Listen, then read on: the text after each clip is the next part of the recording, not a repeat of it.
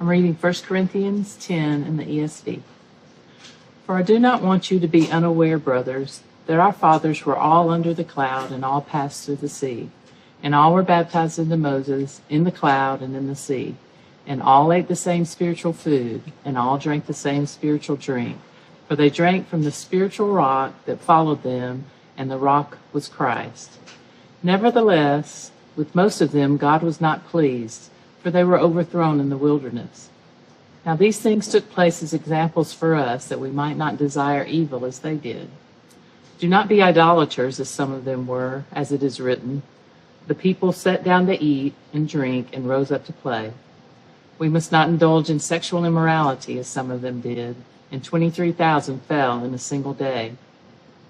We must not put Christ to the test, as some of them did, and were destroyed by serpents, nor grumble, as some of them did, and were destroyed by the destroyer. Now these things happened to them as an example, but they were written down for our instruction, on whom the end of the ages has come.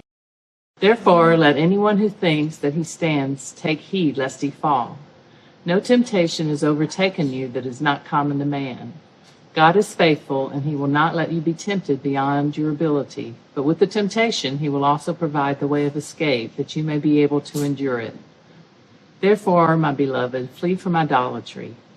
I speak as to sensible people. Judge for yourselves what I say. The cup of blessing that we bless, is it not a participation in the blood of Christ? The bread that we break, is it not a participation in the body of Christ? Because there is one bread, we who are many are one body, for we all partake of the one bread. Consider the people of Israel.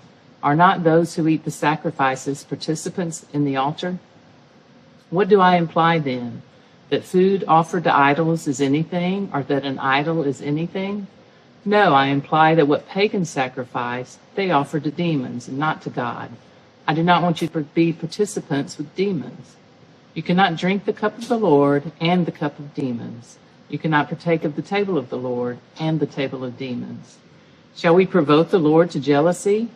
Are we stronger than he? All things are lawful, but not all things are helpful. All things are lawful, but not all things build up. Let no one seek his own good, but the good of his neighbor. Eat whatever is sold in the meat market without raising any question on the ground of conscience. For the earth is the Lord's and the fullness thereof.